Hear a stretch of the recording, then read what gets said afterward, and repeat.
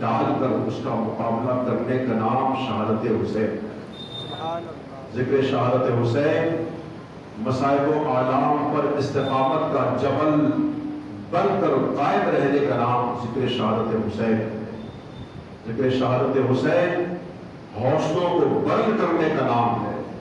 ذکر شہادت حسین اللہ کی رضا پر راضی رہنے کا نام ہے.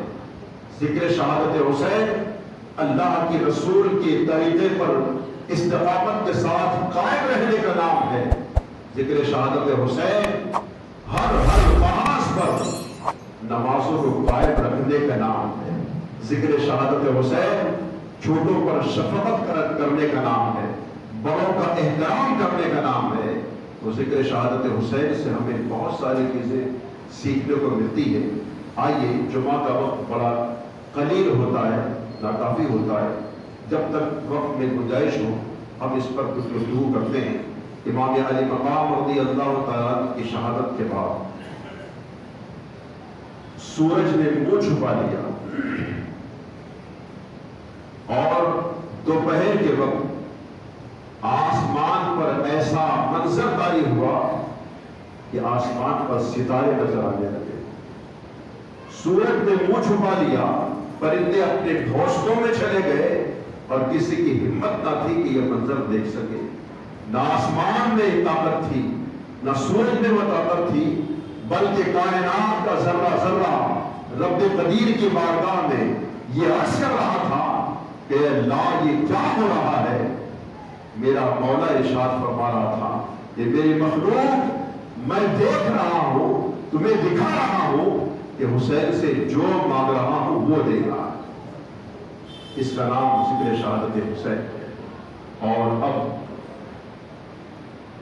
امام علی مقام کی شہادت کے بعد میں نے عرض کیا تھا کہ انہوں نے خوشی کے نغارے بجائے, یزیدیوں کے خیمے میں اونٹ کاٹے گئے اور کھانے بنوائے گئے, نغارے بجائے گئے, فتح کا ڈنکا بجایا گیا اور اسی عالم میں شام ہو گئی. میرے عزیزوں, میرے دوستوں, اس شام کو تاریخ میں شام کربلا کہتے ہیں, شام غریبہ کہتے ہیں. اور اس وقت یزیدیوں نے ڈنکے بجائے تھے, یزیدیوں نے خوشیاں منائی تھی, یزیدیوں نے ناچ اور رقص و سرور کی محفلیں قائم کی تھی. کچھ ہمارے نادان بھائی جو اپنے آپ کو حسینی کہتے ہیں, عاشورہ کے دن وہ بھی ڈھول تاشے بجاتے نظر آتے ہیں, وہ بھی رقص و سرور کی محفلیں قائم کرتے نظر آتے ہیں. میرے پیارے بزرگوں, دوستوں, یہ عاشورہ کے دن نقارہ حسینی خیموں میں نہیں بجا تھا, یزید خیموں میں بجا تھا. اس دن رقص و سرور کی محفلیں حسینیوں نے نہیں بلکہ یزیدیوں نے قائم کی تھی. اس سے توبہ کرے. اب رات آئی, شام ہوئی, جیسے شام ہوئی سیدہ زینب رضی اللہ تعالی عنہا نے وہ لاشیں جن کے سر کٹے ہوئے تھے, جس سے دھڑ پڑے تھے, اور ان دھڑوں پر بھی یزیدیوں نے, ان ناہنجاروں نے گھوڑے دوڑائے تھے. سیدہ زینب رضی اللہ تعالی عنہا نے سوچا کہ رات کے سناٹے میں کوئی ان لاشوں کی بے حرمتی نہ کرے. اور پھر سیدہ زینب رضی اللہ تعالی عنہا جو کہ کھلے آسمان کے نیچے یہ تمام خاندان نبوت کی خواتین تھی, اس وقت خیمے جلا دیے گئے تھے, حسینیوں کے خیمے بھی جلا دیے گئے تھے. سیدہ زینب رضی اللہ تعالی عنہا ایک طرف بڑھی کہ کوئی ایسی چیز مل جائے کہ رات کے سناٹے میں کوئی ان لاشوں کی بے حرمتی کرے تو میں اس سے روک سکوں. سیدہ زینب نے ریت میں کچھ ڈھونڈنا چاہا, ڈھونڈتے ڈھونڈتے ایک خنجر آپ کو ملا. وہ خنجر سیدہ زینب نے اپنے پاس رکھ لیا اور اس کے بعد لاشوں کے قریب گئی, لاشوں کے قریب کہ کوئی بے حرمتی نہ کر سکے.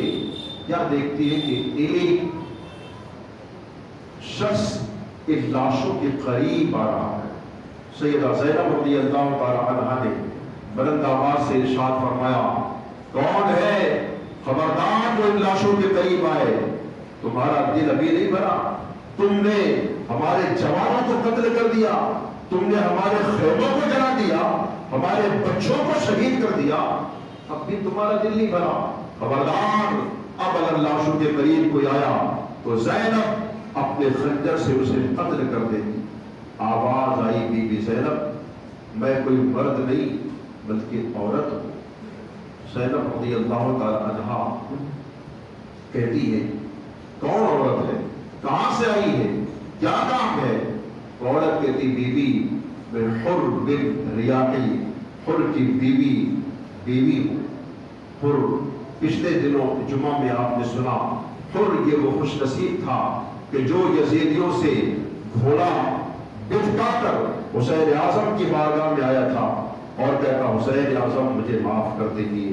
امام نے پاک نے یہ نہیں فرمایا تھا کہ میں نے تجھے معاف کر دیا، اگر امام کہتے کہ میں نے معاف کر دیا تو حر احساس کمتری کا شکار ہو جاتا، مگر رسول اللہ کی اولاد احساس برتری کی دولتیں بانٹنے آئی تھی، وہ کسی کو احساس کمتری کا شکار کیسے کرتی؟ میرے امام نے فرمایا تھا، جیسے حر نے کہا امام مجھے معاف کر دیجیے، میرے امام نے فرمایا تھا، حر تو جہنم سے آزاد ہے، تو جہنم سے آزاد ہے۔ اور اس کے بعد حر امام پاک کے قدموں پر قربان ہو گیا تھا، یزیدیوں سے جنگ کرتے ہوئے شہید ہو گیا تھا۔ آج وہی حر کی بیوی یہ حسینی خیموں میں سیدہ زینب کے قریب آئی، آپ نے فرمایا کیسے آئی ہو؟ حر کی بیوی کہتی ہے کہ سیدہ میں نے ابن زیاد سے کہا کہ اے شقی، آج 4 دن ہو چکے ہیں، 5ویں رات آ چکی ہے، کل کا 5واں دن نکلنے والا ہے، حسین اعظم کی کنی سے، حسین اعظم کی اولاد، ان کی خواتین 4 دن سے پیاسی ہے، کہیں ایسا نہ ہو کہ ان کا انتقال ہو جائے، مجھے اجازت دے کہ میں ان کو پانی پیش کروں۔ بی بی ابن زیاد سے اجازت دے کر یہ پانی میں نے لائی۔ یہ پانی کا نام سن کر سیدہ زینب رضی اللہ تعالی عنہا کہتی ہے کہ بی بی اب یہ پانی پی کر ہم کیا کریں، یہ پانی کیسے پیے؟ یہی پانی یاد کرتے کرتے میرا بھتیجا علی اکبر 18 سال کا جوان جب یزیدیوں کے گروہ میں پہنچ کر ان کی لاشوں کو بچھا کر دوبارہ خیمے میں آیا تھا، اپنے بابا حسین سے کہہ رہا تھا، میرا بھتیجا کہ بابا بہت پیاس لگی ہے، بابا پانی کا اگر گھونٹ مل جائے نا یزیدیوں کو ناصر جہنم کر دوں گا، بابا ایک گھونٹ پانی کا پلا دو۔ میرے حسین اعظم رضی اللہ تعالی عنہ نے اپنے بیٹے علی اکبر کو اپنی زبان چسایا تھا اور فرمایا تھا کہ بیٹا صبر کرو، حوض کوثر پر نانا جان اپنے مقدس ہاتھوں میں جام لے کر تمہارا انتظار کر رہے ہیں، بیٹا انتظار کرو، صبر کرو۔ پھر علی اکبر دوبارہ گئے، سیدہ زینب نے کہا تھا کہ بی بی اس پانی کے لیے میرا بھتیجا شہید ہو چکا، آج وہ پانی پی کر کیا کرے؟ جب اس طرح یقین بات نکلے نام گراتے رہے گے اور کہا کہ بی بی ہم یہ پانی نہیں پی سکتے۔ پھر اس خاتون نے کہا تھا کہ بی بی زینب رحم کرو، اور یہ پانی اگر میں واپس لے کر چلی گئی تو یزیدی میرا مذاق اڑائیں گے، یزیدی مجھ پر ہنسیں گے، بی بی زینب تمہیں تمہاری والدہ سیدہ فاطمہ الزہرا رضی اللہ تعالی عنہا کا واسطہ اس پانی کو قبول کر دو۔ جب ماں کا واسطہ اس عورت نے دیا تو سیدہ زینب سلام اللہ علیہا نے اس پانی کو قبول کیا، اور اس کے بعد ہاتھ میں لے کر سیدہ سکینہ کی طرف بڑھی۔ دیکھا تو سکینہ 4 دن کی پیاسی بچی 6 سال کی سکینہ بے ہوش پڑی تھی۔ بی بی زینب نے اپنے ہاتھ میں لے کر سکینہ کے چہرے پر پانی مارا، وہ ہوش میں آئی، فرماتی کہ بیٹی سکینہ یہ ٹھنڈا پانی پی لو، یہ ٹھنڈا پانی پی لو۔ سیدہ زینب رضی اللہ تعالی عنہا نے جیسے اپنی بھتیجی سکینہ سے کہا کہ بیٹا یہ پانی ٹھنڈا ہے پی لو، یہ سنتے ہی سکینہ نے پوچھا پھوپھی جان اس لیے کہ یہ وہ سکینہ ہے کہ جس کی پیاس پر عباس علمبردار نے کہا تھا کہ بیٹا میں تجھ کو پانی پلاؤں گا، اور جب نہر فرات پر عباس علمبردار پہنچے تھے اور اپنی جوان مردی کے ساتھ مشکیزے میں پانی بھر کر کندھے پر ڈالا اور گھوڑے پر واپس حسینی خیموں میں آ رہے تھے، یزیدیوں نے ایسے تیر چلائے اور اعلان ہوا، ابن زیاد نے اعلان کیا کہ ایک قطرہ پانی کا یہ حسینی خیمے میں نہ پہنچے، اگر ایک قطرہ پہنچ گیا تو یہ 72 ہم 22,000 پر غالب آ جائیں گے، ہم منہ دکھانے کے قابل نہ رہیں گے، لہذا پانی نہ پہنچنے پائے۔ جب تیر چلے وہ مشکیزے میں تیر لگے، پانی بہہ گیا، پھر ایک تیر امام عباس علمبردار کے ایک اس بازو میں لگا جہاں پر یہ مشکیزہ لگا تھا، امام نے اس مشکیزوں کو نکال کر دوسرے ہاتھ میں پہن لیا، پھر دوسرا بازو کر گیا۔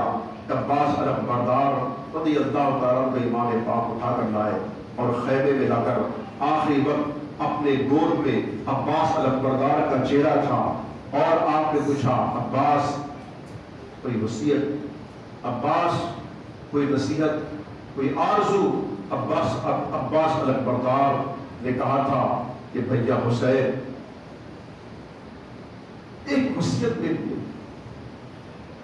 کہ میرے جنازے کو چھپا دینا، میری بھتیجی سکینہ کی نظر مجھ پر نہ پڑنے پائے، اس لیے کہ میں نے اپنی بھتیجی سے وعدہ کیا تھا کہ بیٹا میں تم کو پانی پلاؤں گا، کہیں ایسا نہ ہو کہ بھتیجی دیکھ کر اس کی آس ٹوٹ جائے، جب وہ مجھے نہ دیکھے گی تو انتظار رہے گا، اطمینان رہے گا کہ میرا چچا عباس پانی لے کر آئے گا، اس انتظار میں اطمینان ہوگا، پیاس کی شدت زیادہ نہ بڑھے گی، مگر مجھ کو دیکھ لی تو پیاس کی شدت بڑھے گی اور امید ٹوٹ جائے گی۔ بھیا حسین میرے لاشے کو سکینہ کو نہ دکھانا، بس یہی میری وصیت ہے۔ اور یوں آپ کے لاشے کو پردہ کر دیا گیا۔ آج سیدہ زینب رضی اللہ تعالی عنہا نے جیسے بے ہوش بچی سکینہ کے چہرے پر پانی چھڑکا، ہوش میں آئی، گوپی کہتی کہ بے بھتیجی بیٹا سکینہ یہ پانی ٹھنڈا ٹھنڈا پانی پی لو۔ پانی کا نام سن کر سیدہ زینب رضی اللہ تعالی عنہا عرض کرتی پھوپھی جان کیا میرے چچا عباس آ گئے؟ یہ سن کر پورے خیمے میں آنسوؤں کا رونے کا شور اٹھ گیا، اس لیے کہ عباس علمبردار کا جنازہ ایک طرف پڑا ہوا تھا۔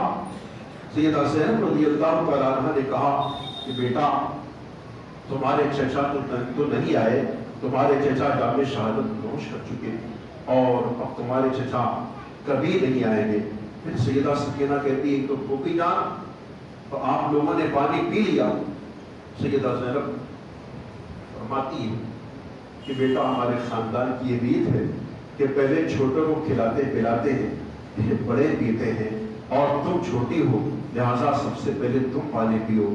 یہ قول مصطفیٰ سننے کے بعد اللہ کے رسول صلی اللہ علیہ وسلم کی حدیث ذہن میں آ گئی۔ آقا فرماتے من لم یرحم صغیرنا ولم یعقل کبیرنا فلیس منا، جو اپنے چھوٹوں پر شفقت نہ کرے، اپنے بڑوں کی تعظیم نہ کرے، وہ ہم میں سے نہیں۔ بیٹا پہلے چھوٹوں کو کھلایا پلایا جاتا ہے، یہ سنت ہے، اور پھر خود پیا جاتا ہے، لہٰذا یہ پانی پہلے تم پی لو بعد میں ہم پیئیں گے۔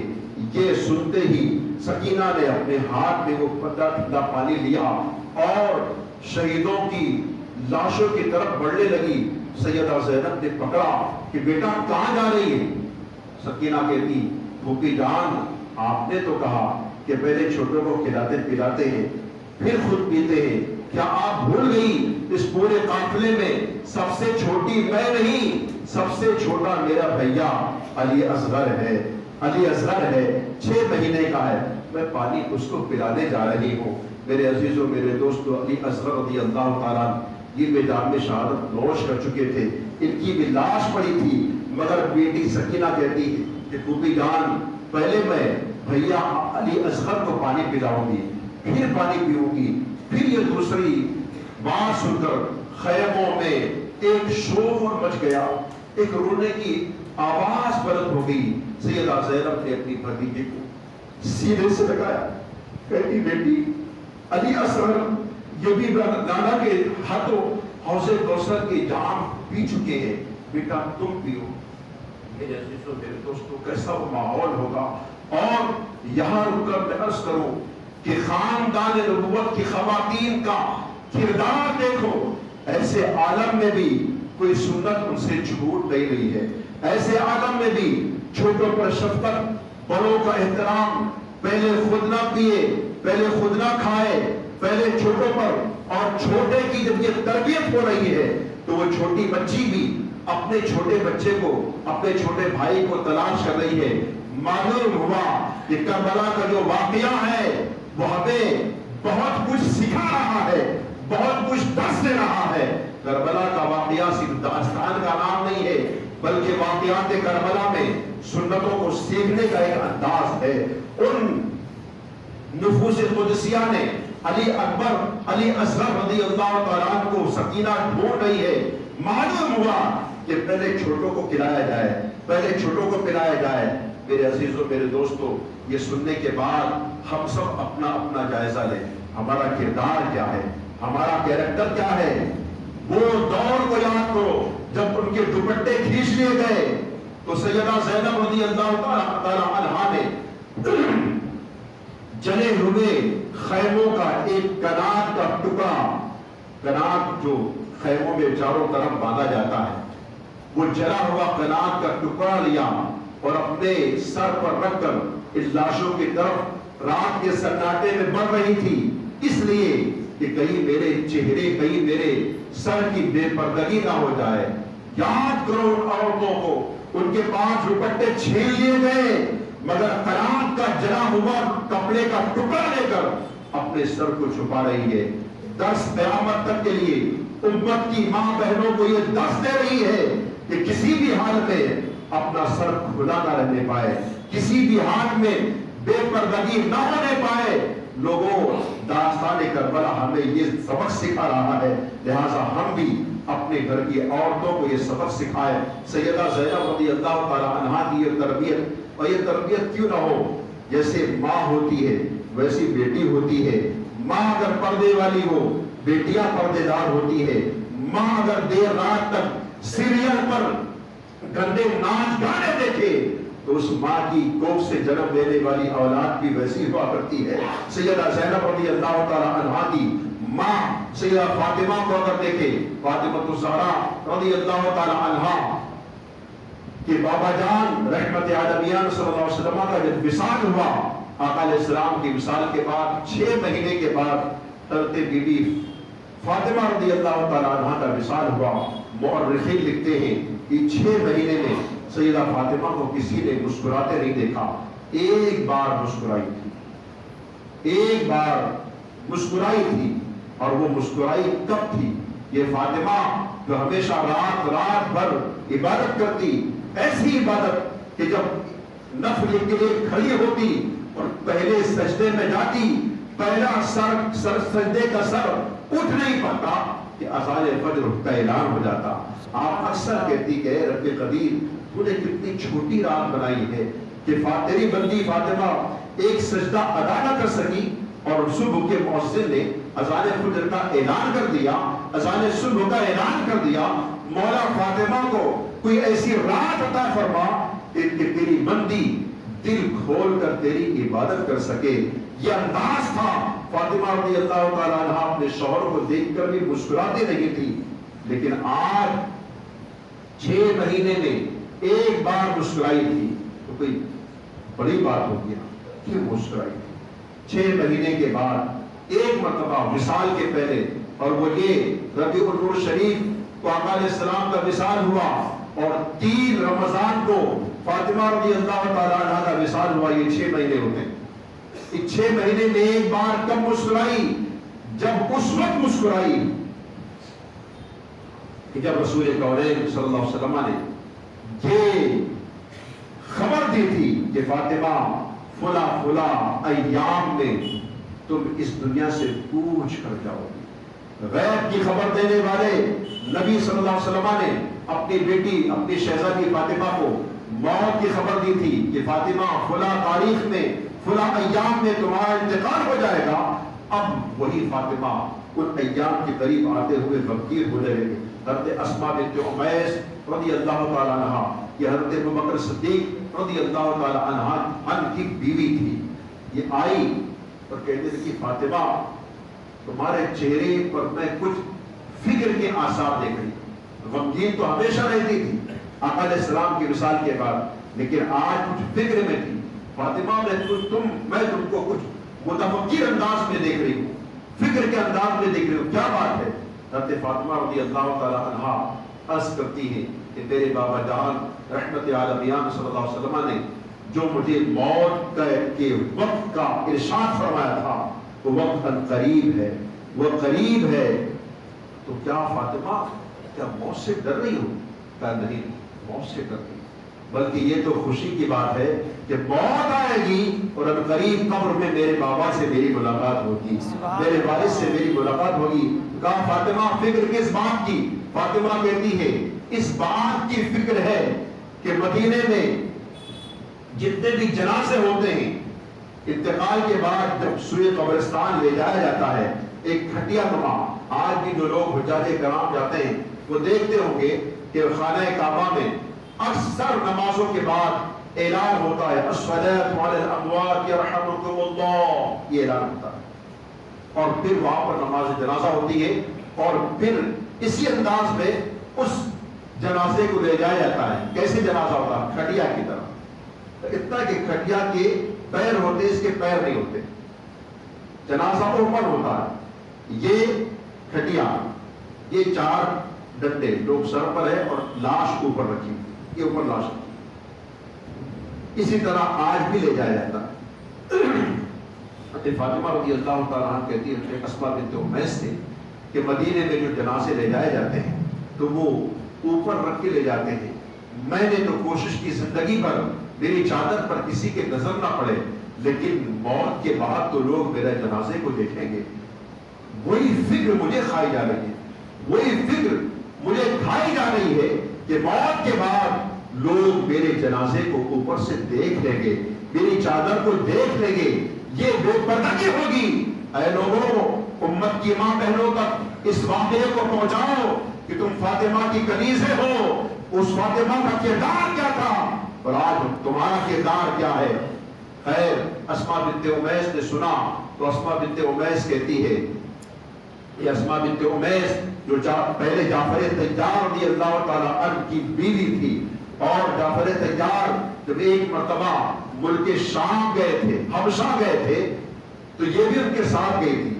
اسماء بنت امیس کہتی فاطمہ میں نے حبشہ میں یہ انداز دیکھا کہ وہ جنازے کے اوپر ایک ڈولا جو ہمارے یہاں آئے تھے، آج جنازے کے اوپر جو ڈولا ہوتا ہے، جو جالی ہوتی ہے نا، یہ فاطمہ رضی اللہ تعالی عنہ کی سوچ کا صدقہ ہے۔ آج پوری دنیا میں جو جنازے کے اوپر پنجرا رکھا جاتا ہے، پھر چادر رکھی جاتی ہے، کہتے فاطمہ کی سوچ کا صدقہ۔ اسماء بنت امیس نے کہا کہ میں نے حبشہ میں دیکھا تھا اور میں بنا کے لاتی ہوں۔ اسماء بنت امیس اور پھر ام سلمہ رضی اللہ تعالی عنہا، ان لوگوں نے ایک ایسی جالی بنائی جیسے ہمارے یہاں ہے، اور اس پر کھجور کی یہ چٹائی ڈال کر حضرت فاطمہ کے سامنے لا کے رکھا۔ کہ فاطمہ تمہارے جنازے کے اوپر جب اس کو رکھ دیا جائے گا تو تمہاری بے پردگی نہیں ہوگی۔ یہ دیکھنے کے بعد، باپ کے انتقال کے بعد پہلی مرتبہ حضرت فاطمہ رضی اللہ تعالی عنہ کے چہرے پر مسکراہٹ آئی۔ لوگوں جنازے دیکھ کر لوگوں کی مسکراہٹیں ختم ہو جایا کرتی ہے، جنازے دیکھ کر لوگ غمگین ہو جاتے ہیں، لیکن یہ فاطمہ ہے کہ جنازے کو دیکھ کر مسکرا رہی ہے پہلی مرتبہ۔ کہ کتنی خوشی ہوئی تھی کہ الحمدللہ، اللہ کا شکر ہے کہ اللہ نے میرے جنازے کی حفاظت کا ذریعہ بنا دیا ہے۔ لہذا کربلا کے واقعات ہمیں بہت کچھ سکھاتے ہیں، ہمیں بہت کچھ درس دیتے ہیں۔ انشاءاللہ امید زندگی رہی زندہ تو آنے والے جمعے کو ہم اس واقعے کو کنٹینیو کریں گے۔ اللہ تعالی ہم سب کی امت کی ماں بہنوں کو، خواتین کو کربلا والوں کے صدقے پردے میں رہنے کی توفیق عطا فرمائے۔